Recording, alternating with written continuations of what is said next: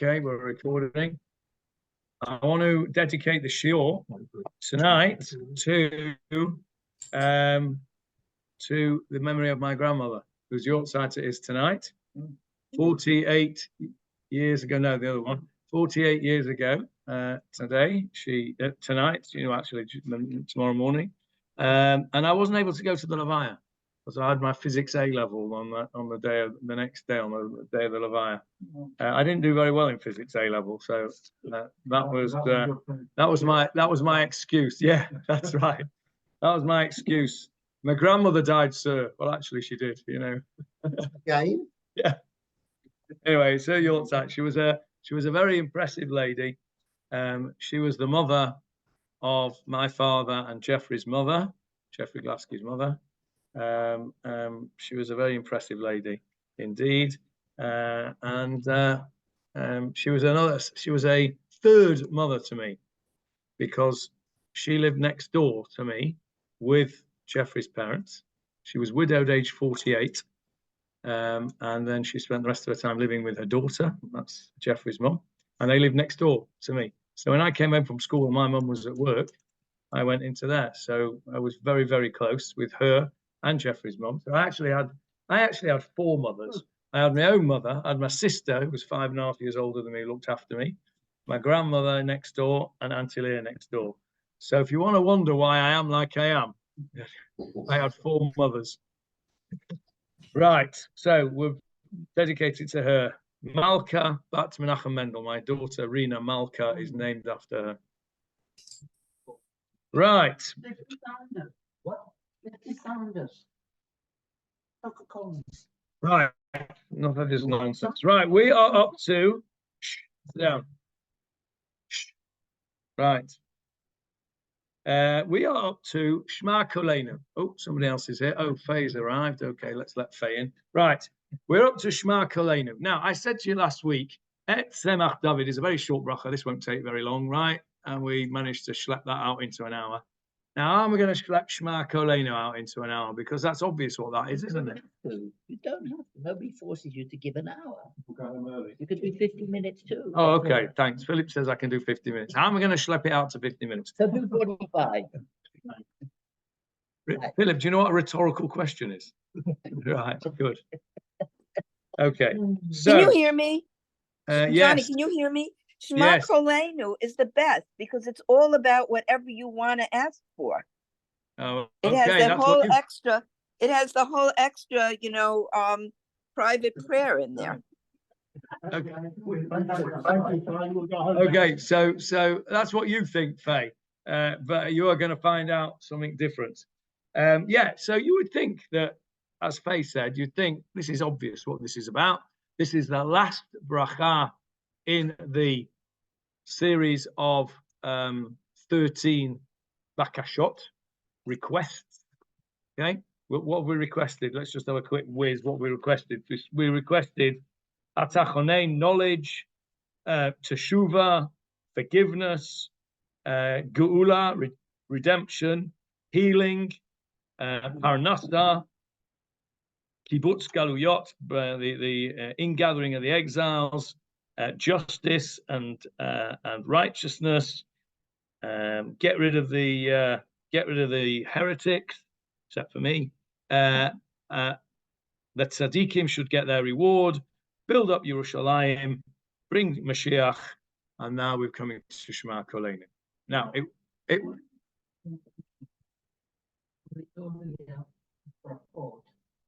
were actually asking God to make us better people. Well, we were, aren't we? All of those things make it meant to be making it. Sort of like in all the brachot that came along, we found an aspect where we're actually asking God to make us a better person. Or for us to have a close relationship with God. Okay. Okay, right. Just hold that thought. So it would be very easy to say that Shema Kolenu is just a summary bracha of all the others, and we've said all our requests. Excuse me. Thank you. We've said all our requests for all the things we want, and now we're going to say please, Shema Koleinu, listen to our voice. Let's just translate, first of all. I'm going to do the Nusach Ashkenaz to start with, and then I will, on this occasion, go into the Nusach Sfard, because there are a couple of important differences. So, what does the Nusach Ashkenaz want say? Here we go. Shema Koleinu, listen to our voice, Hashem Elokeinu. Chus v'rachem aleinu. What does that mean? Protect and have mercy on us. Well, chus does not mean protect. Chus. Pity. Yeah, pity. Chus means pity. Have pity on us and have mercy on us. V'kabel b'rachamim u'v'ratzon et tfilateinu. V'kabel, and accept, b'rachamim, With mercy. mercy, u'v'ratzon, And willingly. Good translation, et tfilateinu, Our prayers. our prayers. Okay? Ki Because el Shomea tfilot v'tachanunim. You hear our prayers. you are, you You hear our prayers. It's a Shomea Tefilot. You are the God who listens. Ki el, because you are, no, ki el Shomea tfilot v'tachanunim. You are the God who listens to prayers and And our Tachanunim. pleas. Our pleas. Our Supplication. pleas. okay. Please. Umilefanecha, and before you, Malkeinu, our King, Rekam al Teshivenu. do not let us return Do empty Do handed. not Empty. let us go out or go back, Empty. return, yeah. Rekam, empty-handed. Okay? Ki, because Ata shomea tfilat amcha Yisrael barachamim. Because you Because you are hear- the one who listens to the prayers of your people Israel barachamim, with mercy. Baruch atah Hashem, Shomea tfilah. You, blessed you are God who listens to tefillah. Okay, wait a second. One Shomea second, is wait, here. Faye, hang on. Wait, If you want to speak, Wait. Faye, Shomea is here, Faye. not listen.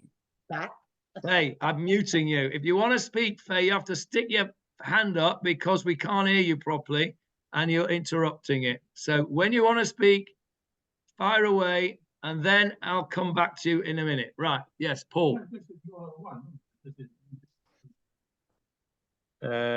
That's true. What did I say? I said you are the one who listens. Okay, so Baruch atah Hashem, blessed are you, our God, Shomea Tefilah, who listens to prayers. Okay, what's the difference?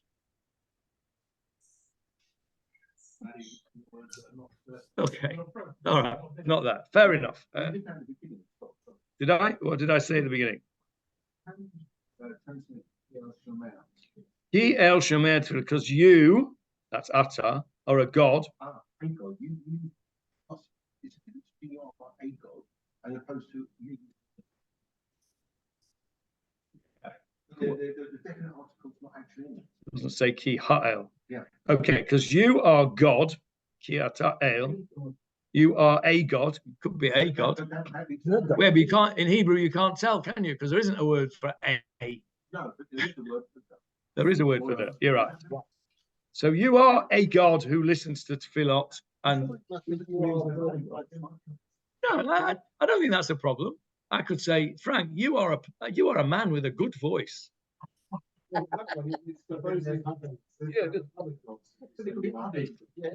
necessarily. I agree. It could be. But you, yeah, ale is a general term. But if you hang on a sec. The term El is also used for other gods. The Baal was a god. All idols were considered gods, and they use the term El. Yeah, so the term, yeah, it would be a god. Okay, hang on a sec. So you all want to see.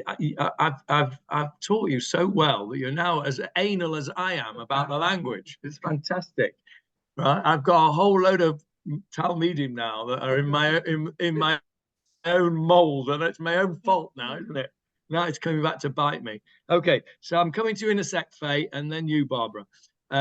So you want to say it should say Ki El Shomea Tefillah, because you are God who listens to, oh, I would say to you that you are God who listens to prayers and supplications.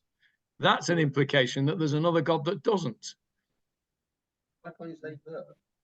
It's the God. Yeah, I think that's why I must have said it. I must have said, it doesn't, the Hebrew doesn't say that. I think, Especially in those days, recognised other gods. yes, it does recognize that other Please people let me thought that say there were my other gods. point. Yeah. Okay, Gods with a small g. Right. Okay. Faye cannot wait any longer. Go on, Faye. okay, right from the beginning, you translated Shema incorrectly. You keep saying listen. Listen is takshiv. Shema is here. You know, Shema Yisrael, hear, O Israel. Difference. Hear, O God. Okay. Shema I don't know that. listen to I our think hear we our can voice. translate. I think we can translate it as either. If I say to you, Well, there's two different words in Hebrew. Takshiv is listen, and Shomea is hear. okay, but if I say you are somebody, if I hear something, doesn't mean I've listened to it. I think the meaning here is listen. My children might hear what I say, but they don't listen to what I say sometimes, right? But that's So not what it says. It says Shema Well, Kolenu. I don't agree. You've decided that Okay. takshiv means listen and shema means hear. Look in the I'm telling you, dictionary. Shema means to hear. I'm saying to you that here in this prayer, shema means to listen. We don't want God to hear our prayers. We want him to listen Yes, to we them. do. We want both, but we are saying they're here. We don't. Look, if you had to choose Johnny, God to hear your prayers or listen to your prayers, what would you want him to do? Listen. Listen, right. So we're having listen. Okay, we know what the meaning is. The meaning is to take notice of. Listen to me, right? We don't say hear me. We say listen to me. Unless you're deaf like me. Right. No, I think you say in English, Johnny, you say, Johnny? Because when God speaks, things are created. So maybe when God hears, also Maybe, things but we're arguing over semantics here. We all know what we want to say. Right, Barbara, you're next. Then Johnny. Barbara. No, I've got a completely different question. Why are we saying this at the end and not at the beginning? That's what I want to say. Okay, so Barbara and Johnny want to say this should be at the beginning because we're about to give all these requests. That's a very good question. And the answer, of course, is that it's not what you all think it is. Because if it was, it would be at the beginning. Right? Now, we've all said right at the beginning, this is obvious what this prayer is about. It's a catch-all prayer. We've given all our requests and we say, right, God, that's my list of... No. Faye, let me finish. I'm gonna permanently mute you, Faye. Right? Johnny, We've given all our requests, and then we say, right, that's what we want, God. Now listen to us. That's what the superficial meaning of that is. Now, you're right. Johnny and Barbara are right that if that were the case, it would be more polite and more respectful to God to say, you are a God who listens to my prayers, to our prayers, to the prayers of your people with mercy.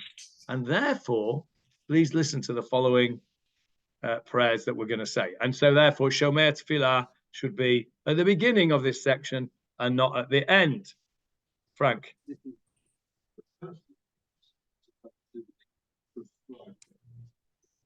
Okay. Frank says, just for the recording here, Frank says that this is for the personal prayers as opposed to for the prescribed prayers that we put in. That is true to a degree, but that is only true really after the event. In other words, this is where Chazal say, if you have your own individual things, this is where you put it.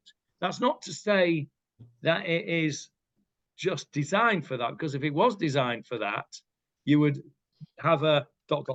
thing, right? So it is, you're right, it is, but it's not I don't think it's the actual meaning, the reason for the prayer. Okay, Johnny, did you want to say something? I just want to say with the listening and the hearing, I think there is a difference, because you listen to the prayers, and in English you say, yeah, okay, I hear you, and you do something about it. You do something about it. Yeah, Nothing. that's a very Moot point. modern expression. I hear. Yeah. And it's not actually, it's not an English expression. It's a translation from other languages which has crept in. When you, like I said earlier on, when you want somebody to take notice of what you say, please listen to me. Listen to what I'm saying. He's listening to millions You don't and millions hear of what- people. He's listening to millions of people. But in any event, whether you call it hear or listen, we all know that what we're asking God to do is to take notice of our prayer. Okay, you can call it hear, you can call it listen, you call it what you like. We know what it means. Now, there are key words in this prayer. What are the key words in this prayer? Polenu.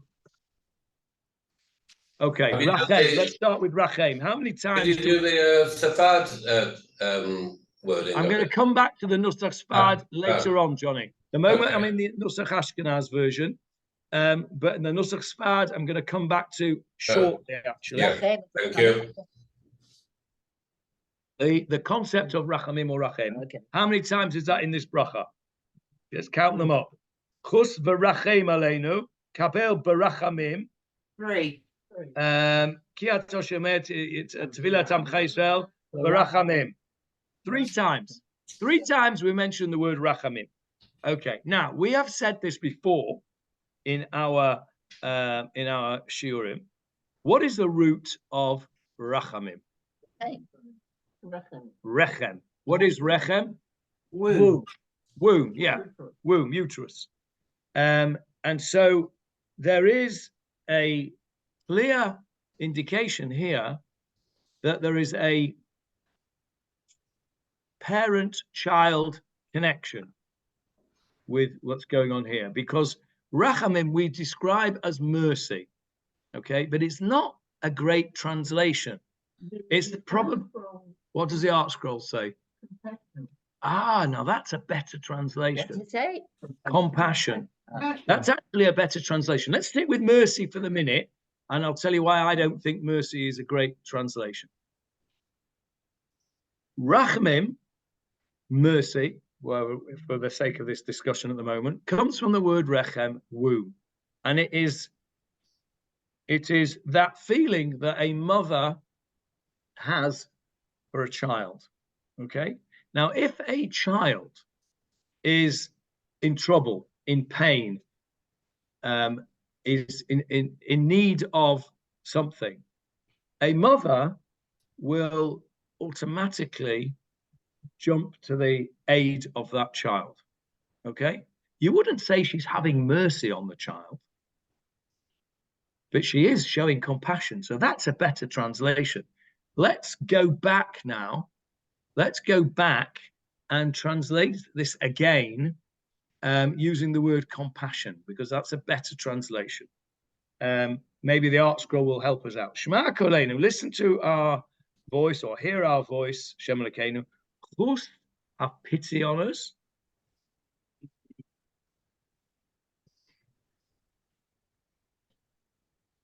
Read out the whole thing, Paul.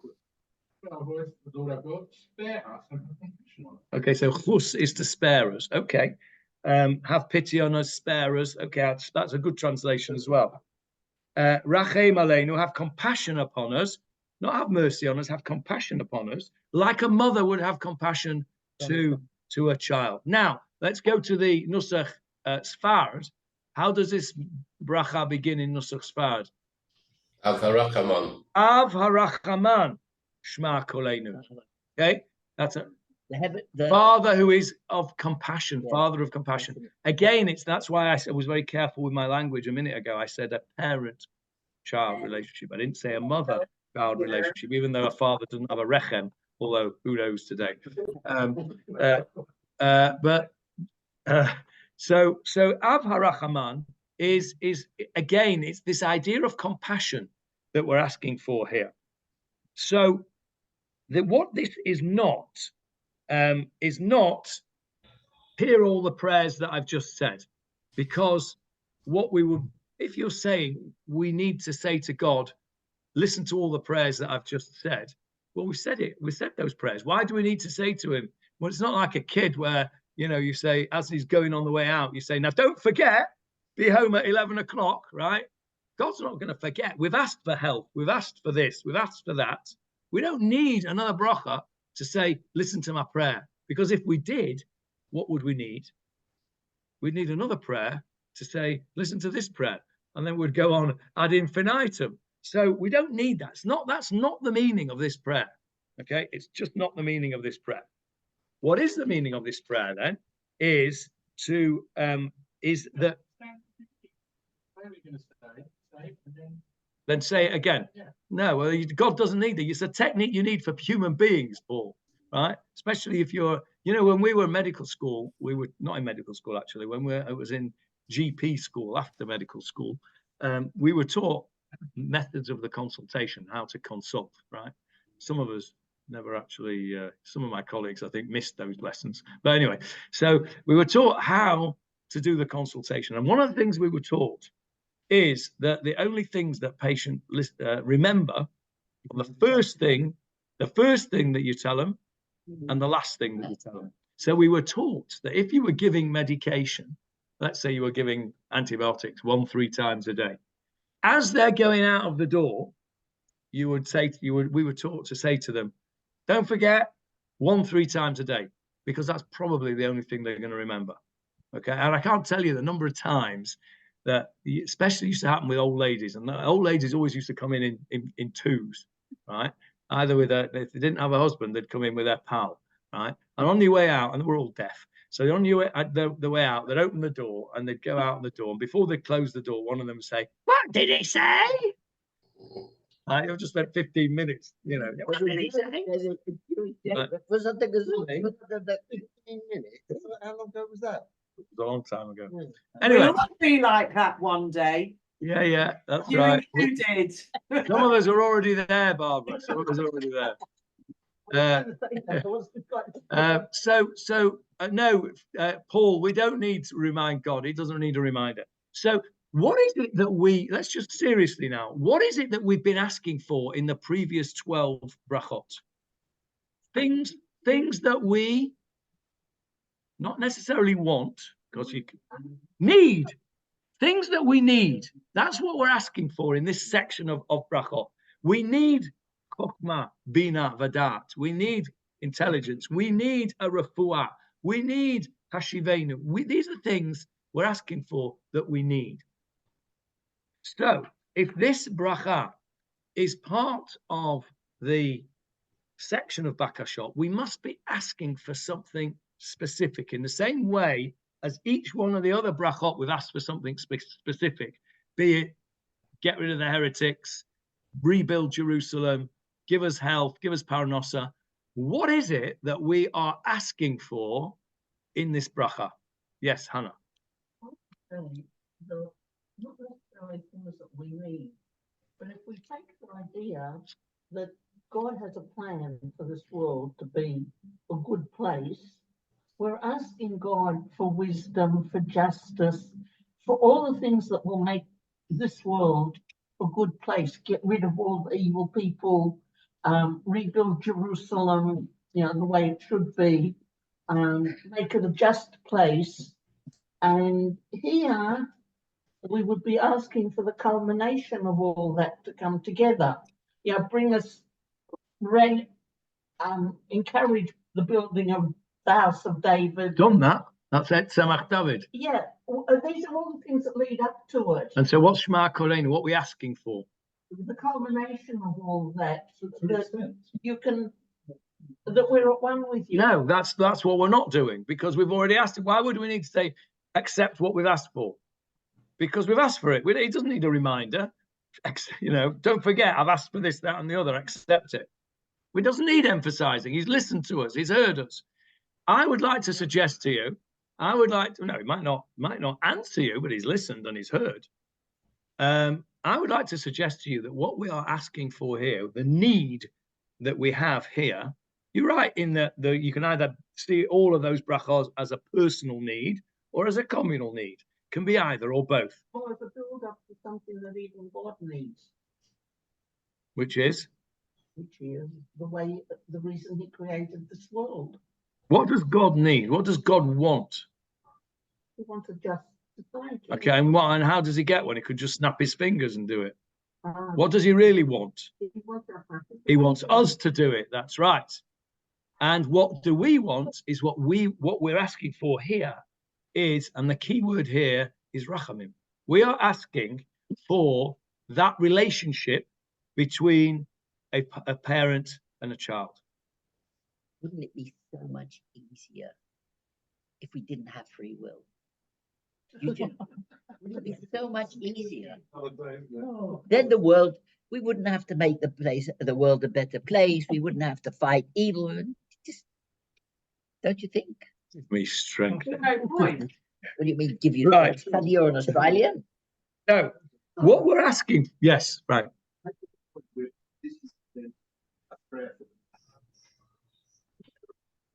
Partly, yes. Go on.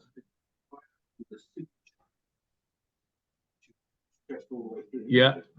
Where any signs of this Shomea Tefilah, as opposed to Bracha. Okay, right. A good point, and we'll come to the Khatima in a minute. Yes, Charlie. You were talking about the relationship between parents and a child. Is that why this, or the first part of this, is in the right? And nearly none of the other brachot in the Amida in the right. On the Yomim Noraim, we have a bracha. And it's in Avinu Malkeinu, isn't it? Avinu Malkeinu kabel barachamim uvaratzon et tfilateinu. Yeah. So it is, because what is it that, okay, so let's just take your point. Now, I've said to you that I think that rachamim is a key word here, right? And that rachamim, because it comes from rechem, is the compassion of a child, a parent for a child, okay? So what's the other key word in this bracha? Shema. Shema, okay. Shema. How many times did it say Shema? 1, 2, 3, 4, 5. 5 times. Shema koleinu. Ki el Shomea Tefilah tachunim mata. Milfanech makeinu mikam shem ki ata Shomea Tefilah tamcha Yisrael brachmim. Baruch ata Hashem Shomea Tefilah. 4 times in the Ashkenaz version. 5 times in the Nusach Sfarad version. So that's a key word. So, and what is it we're asking him to listen to? Tefilah. And as you pointed out, Frank, the most important part, well, the Khatimah, the signature, the end of the bracha is what the summary is. It's what the bracha is about. So, Rofei Cholei Amo Yisrael.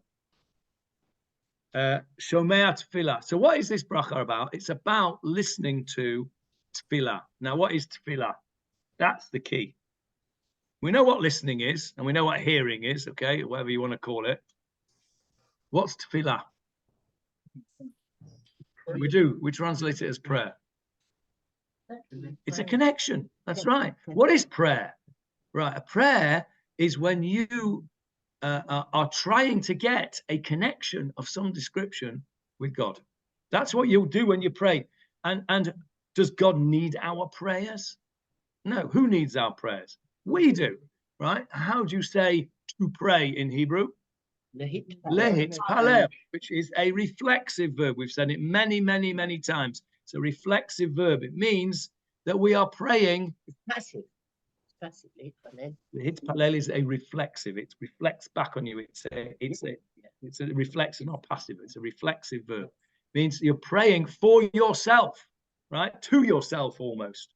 So the idea of tefillah is in fact a relationship, a connection, a communication. So this bracha is about Shomea Tefilah, about listening to our prayer. If our prayer is listened to, it means that we have succeeded in some respect to get a connection between us and the Kodesh Baruch Hu. You started out with saying that people said, first, it's not true. Want to make the connection, then put in the request. Okay, it wouldn't be out of place at the beginning. I agree with you, but It wouldn't, you're right, it wouldn't be out of place at the beginning. So there must be another reason why it's at the end. And we'll perhaps come to that in a minute. So what we're saying here is, and we've said this all the way along actually, is that our prayers in this section of requests to God is actually us saying to God, as it were, we need you. We need you to have health, wealth, Yerushalayim, David, get rid of the heretics. We need you. It's us recognizing that we need HaKadosh Baruch Hu. That's what a prayer is, right? If I could do everything myself, wouldn't need to pray to God to do it, would I? But you know, if I could guarantee that I would be clever, I wouldn't need to pray for cleverness. If I could guarantee that I would have parnasa, I wouldn't need to pray for parnasa. The prayer itself is a recognition that we need something. That's what these 13 brachot are about. It's about recognizing that we need something. And what this Shomea Tefilah is about is recognizing that we need that connection. It's a religious experience that we are asking for in this bracha. We're asking for our tefillah to actually be a tefillah, to be a method of connecting with God. Now, what's the third key word? We've said rachamim, we've said Shema. What's the other key word? Shomea and Tefilah go together, yeah. I think the other key word is kabel, right? I don't know how many times it's only in once maybe, but it's an important word. Kabel barachamim et tefilatenu. Accept. Kabel means to accept, okay? We're asking God to accept our tefillah. We're asking him to accept our relationship, our connection with God. This is a fundamental bracha, which I think fits at the beginning and it fits at the end, to say, this God, I accept that everything that I've asked for comes from you. Each bracha I've said that, but it's one thing more that I need. This is more than the physical things that I've asked for. This is what I want the most. This is the peak of my request to you, is for a Shomea Tefilah. Not that we want him to listen to all those bracha that we've just done. We don't need to be reminded. We've said it. This is a new thing we're asking for. And what we're asking for is a spiritual thing. We're asking for a religious experience. We're asking for that connection between us and God, right? We don't always feel it on an everyday basis, but you know, there must be some time in your life where you've felt a tremendous connection with God, whatever that be, whatever it is that in your life you've seen. You know, people talk about it when they see a child born. You know, and you see new life brought in. It's a powerful religious experience to see such a thing. Or you see something that is, that inverted commas, miraculous, something that is not expected. Whatever it is that you that is something that makes you stop and you have that momentary experience of connection to God. It's that we're praying for here, that momentary connection to God. And it might only happen once or twice in your life, okay? You know, we try very hard to get that. And that's why, by the way, that's why a lot of people, when they daven, they try and they put their talus over their head and they try to concentrate, they try to block out all extraneous people walking in front of them and disturbing them in the middle of davening. They try to block all of that out, right? And they try to concentrate to get that connection with God. And that's why some people take a very long time over their davening, because it's not that they're being meduyak and they're saying every single syllable. They probably are anyway. But it's about stopping and finding something that hits your button. I remember there was and I've mentioned this book before. There's a fabulous book by Rabbi Shimon Apfel, I think he's called the Rosh Hashanah Survival Guide. And there's a Pesach one as well. Have you seen it? The Rosh Hashanah one's purple and the Pesach one's blue, and they've got the idea is it's for people who are not really used to going to these things, and it's a survival guide. How do you survive through the Rosh Hashanah and Yom Kippur davening? And there's one particular point that he says in here. He says, don't worry if you can't keep up with the davening. If you find a phrase, one particular phrase that presses your button and you feel that emotional connection, stop, say it again, say it over again, and almost sort of like you would with a fine whiskey or a beautiful piece of steak, savor it. Don't gobble it down. Right? This is what prayer is. Prayer is that connection, that relationship. That I think was Paul that said the word connection. That's the word. That is the key word here. Prayer is the connection of man to God on an individual basis. And when we are praying here, Shomea Tefilah, we're asking, as it were, for that connection. You can say, okay, we're asking for all those things as well, and I just want to remind you about that. But it's got to be something more than that, something deeper than that. And then this Shomea Tefilah thing is the connection. It's the need that we are asking for is a religious need. It's a need to have that connection between us and a Kodesh Baruch Hu. And that's why, of course, that a lot of people found that when they were in the COVID situation and they were davening at home, that their davening was a lot more meaningful. And some people have not come back. There is a problem, of course, with that. For men at least, and that is that you're meant to daven with a minyan. And there are certain things you can't daven with a minyan. But there's no question that for very many people, and I had a lot of people told me that one of the most meaningful Seder nights they had was when they were sat on their own, or just, a very small, just them and their immediate family in their household. Because there wasn't all the rash going on and all the, the arguments about who's the wicked son and and all that stuff, right? And there's something to be said for it. That's why a lot of the Hasidim go out into the fields, right? And they have what they call hisbaidadus, right? Yeah, I remember. Hisbodadut in modern Hebrew. What's that mean? What's the root of that word? Boded. Boded. Alone. Right? Remember that word from a few years ago? Bidud.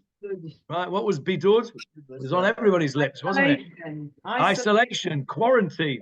So hit bodadut, right? What's that hit again? Reflective. So hit bodadut. If you say to a Hasidim talk about hit bodadut, they go out into the fields on their own, and they're in one with nature, and they immerse themselves in an isolation, as it were, from everyone else around them, and that enables them. It gives them the impetus, and it gives them the necessary environment to, Paul's word, connect with HaKadosh Baruch Hu. I remember the last Seder I had with Gila. It was like that. It was very, very intense, and it was very beautiful. Yeah. And a lot of people felt that way. Now, this is one of the problems. Yeah, and personal as well. And of course, we've just said before, haven't we? Tefilah is meant to be personal. It's lehit palel. It's for us, right?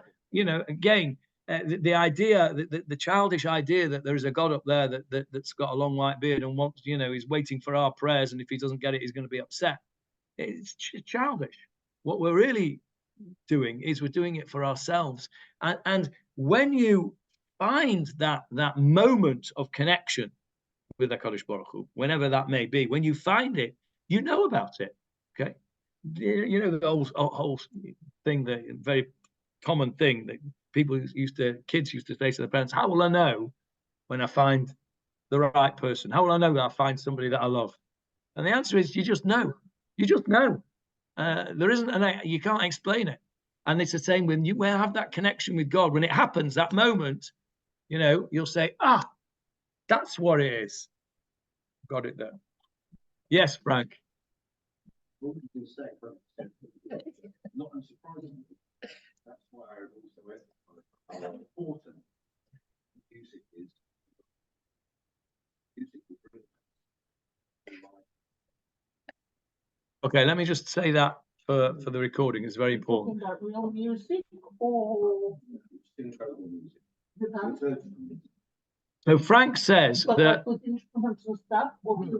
Frank says that the music that goes with the prayers is very, very important. Frank gave a brilliant Dvar and Dvash some months ago about the music that goes with the different words, and he put wrong music to the right words, and it was all weird, right? And it didn't sound right at all. And then he put the right music to the right words, and we all knew exactly what was going on. And it's absolutely correct, even to somebody who's a musical imbecile like me, right? If you hear that music, I defy anybody who's ever been to a shul on Kol Nidrei to hear Kol Nidrei sang beautifully and not get a shiver down the spine. There's something wrong with you if that doesn't happen, right? You haven't got a soul, right? Same for Unatana Tokef.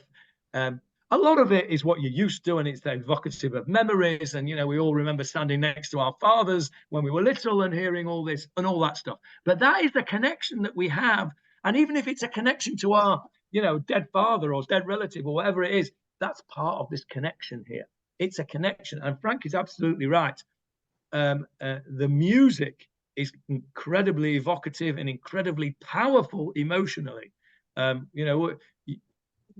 Frank did this thing, and he did a tune to Jingle Bells, if I'm not mistaken. I can't remember what the Kedusha to Jingle Bells, and it was like, it was bonkers, right? So yeah, it's Frank's completely correct about that. Johnny.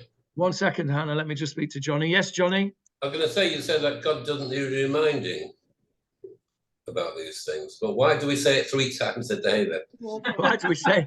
That's a great question. That's a great question. Do you hear that question from Johnny? He said, Why do we say it 27 times a week? Why do we do it 3 times a day? That's a good question. Clearly, we're doing it 3 times a day because we need the reminder 3 times a day. We keep doing it till we get it right. We're the supplicants. We are the ones that need to be reminding ourselves, lehit palel, that if we want health, we have to ask and recognize that it's not coming from us, etc., etc. So it's a good question, but I think the answer is the same answer, that we're not praying for God, we're praying for ourselves. Okay, let me just. Well, that wouldn't surprise me. Go on. You pointed out the feelings people had when they prayed during Corona in isolation. That Frank has pointed out that the music is important, and the music only comes in a communal. No, I don't think so. Rosh Hashanah and Yom Kippur, and I sat at home. I'm hearing the sound. I said to them, I miss your darling. And we then went through the whole thing on Midday, and then through Shabbat. Wow, on Yom Kippur you were at home. The whole thing. They were in good. Not everybody's capable of No, that. but there's another point, Hannah. You can do that. No, Hannah. You can if you're capable of it, but not everybody's capable. No, of it doesn't that. matter. Doesn't matter. I'll tell you why it doesn't matter. Because I did the same thing and I'm not capable, right? I've got a lousy voice and I'm tone deaf, and half the tunes I did probably not even right.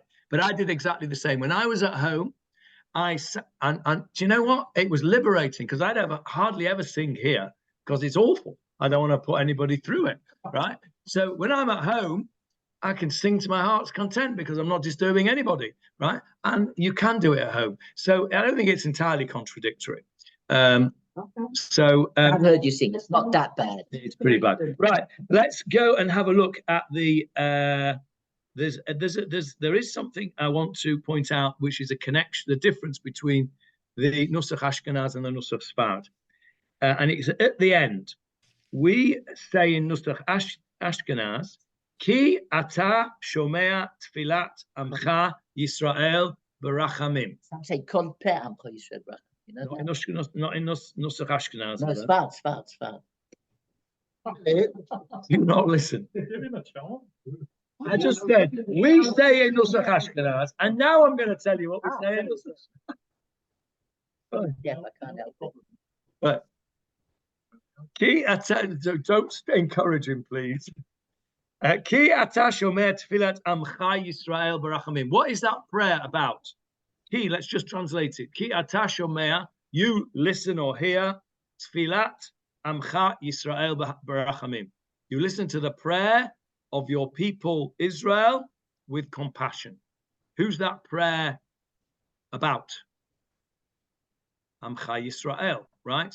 It's particular to us as a Jewish nation, as Amcha Yisrael. What do the Nusach Sfarad people say? Chonenu va'anenu. Chonenu, give us gain, which means grace. And we've said it before. What is grace? Chonenu means give us grace. What is grace? Undeserved reward. That's right. Chonenu means something we don't deserve. Give us something for nothing, like grace and favor things. Va'anenu, and answer us. Ushma tfilatenu, listen to our prayers. Ki ata shomea tefilat kol peh. Because you are the one who listens to the prayers of every mouth. Every mouth. What's missing? Amcha Yisrael. Where does it come next? What Siddur have you got there? Sfarad or Ashkenaz? What does it say? Amcha Yisrael ba'ahava? Yeah. Barachamim or ba'ahava? Well, it's not in this Nusach Sfarad. And it's the not Sachanunim ata in yours, Johnny. The Sachanunim. Yeah, that's earlier on. That's earlier on in the bracha. We used to say that. No, it's here. It's here now. These are Rinat Yisrael. Rinat Yisrael, and in the Tefilah, I think also in we could do is just having a look in a Tefilat Kol Peh. Let me just talk amongst yourself for a second. I've got the Koran here. Remember, we used to say it that way in answer. Ki Shomea Kol Peh Amcha Yisrael ba'ahava. Yeah.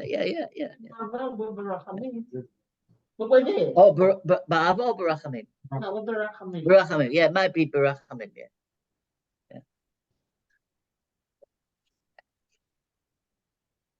You're my man. Okay, this Sfarad also said Kol Amcha Yisrael barachamim. Okay, so the Rinat Yisrael does not, and so it seems that Nusach, you presumably it's not in there either. No. Okay. So the point is that what is Kol Peh, if you take off the Amcha Yisrael barachamim, means everybody. So the Nusach Sfarad without the Amcha Yisrael turns it from the particular to the general. There is a Tefilah that we say which refers to the end of days when there will be when everybody in the world will recognize HaKadosh Baruch Hu. What is that prayer that I'm talking about? Aleinu. How does Aleinu end? V'ne'emah. Adonai lemelech al kol haaretz. And it will be that Hashem will be the king over all the earth. Vayom hahu, on that day, yiyeh Adonai echad, u'shemo echad. And that is, where is that from? Anybody know where that comes from? Isaiah. No. Jeremiah. No. Keep going. Ezekiel. No. You'll have to work your way all the way. We haven't got time for this, but you'll have to work your way all the way through, almost to the end of the prophet. No. Zechariah. Zechariah. You should have known that because you all know that Zechariah is my favorite book. Okay, Zechariah, it's from Zechariah. He's talking, this is the prophecy of Zechariah, is at the end of days when everybody will come, recognize that God is one, and that day Hashem's name will be one across it. Now, the Tefilat Rinat Yisrael version of the Nusach Sfarad is alluding to that time when it says Tefilat Kol Peh, means everybody. I grant you that your one's got Amcha Yisrael, and the Nusach Ashkenaz for sure has not even got Tefilat Kol Peh at all. It's interesting. This Siddur here, which some of you might recognize, yeah, you've seen that before. Yes. My kids call it the Ghetto Siddur because Vine Street. that's what we used to use. Vine Street. When they were little, and we used to, they call it. So they see this and they're immediately transported back to the Shtibel, and they call it the Ghetto Siddur. They Vine love Street. it. My kids come here, they go to the bookcase, and they love this Ghetto Siddur, right? This is look what it's called. What it's called. Tefilat Kol Peh. So that's interesting, isn't it? I use it every morning, Johnny. You use that every morning? Nearly every morning. Yeah, I alternate, but I like to use it from Vine Street. Yeah, because the same ghetto that you. Yeah. Same ghetto, Johnny. Okay, so let's just summarize. What we're talking about here is we've said that the key to this prayer, the key to this bracha, is that it's not just a catch-all for everything else, or it can be if you want, but it's not just that. It's something more. It's a need. It's in part of this section of requests, of needs that we have, and this is almost the primeval need for a relationship with God, a connection. I really like that word, connection. With a connection with God. That's what we're asking for. A connection with something higher than ourselves. Something which puts us into our perspective. That we are not the cleverest, biggest, be all and end all of everything. That there is a greater power than us. And however you see that, if you see it as an old man with a beard in the sky, well, that's fine if that's what it does for you. Or if you have it a different way, however you consider that greater power, what we are trying to do in this bracha is to ask, in the same way as we ask for our needs, physical needs, this is us asking for our spiritual needs, for our connection with the Kodesh Baruch Hu. Using the word rachamim, compassion, because we want that relationship with a parent. The Nusach Sfard helps us out even more with that, because it starts the bracha with Av Harachaman, the father, the merciful father. So Rachamim is 4 times or 5 times in the Nusach Sfard. We also said that the other key word is Shomea. Tefilah, Shomea and Tefilah go together. Listening to or hearing the prayers. And we also said that hearing the prayers is for us and not for HaKadosh Baruch Hu, as it were. It's that moment when we get that, I don't know, that eureka moment, that moment where we feel connected, whether it's something wonderful like the birth of a child, or, seeing your kid under the chuppah, or whatever it is, that there are certain times where you are moved. It may be hearing a beautiful piece of music. It's something where you are moved beyond the mundane physical life that we have. Some people feel that a lot of the time, and there are a lot of sort of very spiritual people around. I tell you who's wonderfully spiritual, who comes here, Limor Tirosh? Yeah. She's a really spiritual person. You can feel it. You talk to her, and you just know it, don't you? You see it, you can feel it there. There are other people who are, more practical, more physical, whatever, who you wonder whether they ever have a relationship. But but we all have it at some point, and that's what we're asking for in this bracha. And so it's a fitting bracha to end with. It would also, I agree, I accept it would be a fitting bracha to begin with as well. But it's a fitting bracha to end with, because in some ways it is that thing that there is no limit to that. There's no physicality to it. It's something which can't be described. It can't be bottled. Sometimes you want to. I remember when my eldest son got married. It was such a wonderful, wonderful night. I literally, and I said this at the time, I said, I don't want to go to bed. I didn't want the night to end. Right? It'd gone, we finished, it was 3 o'clock in the morning. We were back in the flat where we were staying in, when we were staying in Johannesburg. And I literally didn't want to go to bed, because I didn't want it to end. I wanted to like put it in a bottle and put the top on it, and then every now and again, take it off, have a little sniff of this wonderful feeling of gratitude to HaKadosh Baruch Hu. It's my first kid that got married, and you all must have had moments like that in your life, whenever it is. That's what this bracha is about. It's about asking and desiring that connection, that feeling, which is the best feeling in the entire world. When it happens, you know that it's happening, and that's what we're asking for. It's not just the catch-all saying, God, don't forget all these things I've just asked for. Please answer me. It's more than that. It's that connection with God that we're asking for. Okay, we're out of time as usual, and I managed to schlep it out to an hour. Thank you very much. Any questions before we go? Yes, Warren. We'll probably discuss this in about 20 weeks' time, but you just quoted the last sentence in Orlenu, and once it says Hashem will be, hopefully he will be king. As far as we're concerned, he's already king over the whole universe. Why does it say the future and not the present? It means will be recognized as, will be in the eyes of everybody else. That's what it means. You're right. We know he's already the king of everything. But what Zechariah is saying, if you go and have a look, it's in chapter 14 of Zechariah. If you've got an English Tanakh, you can look it up. Or I'll show it you tomorrow in the morning in Shul. It's talking about the prophecy when Mashiach will come and the end of days, whatever that means, that it will be a time when the world recognizes that there is a morality in the world, and that the way that we are meant to live our lives is the correct way. We are very, very far from that right now, it seems to me. But that's when it says, Yihya will be in the future, please God, when that happens. Thank you. Okay, Laila Tov, everybody. Laila Tov, thanks, Johnny. Thank you.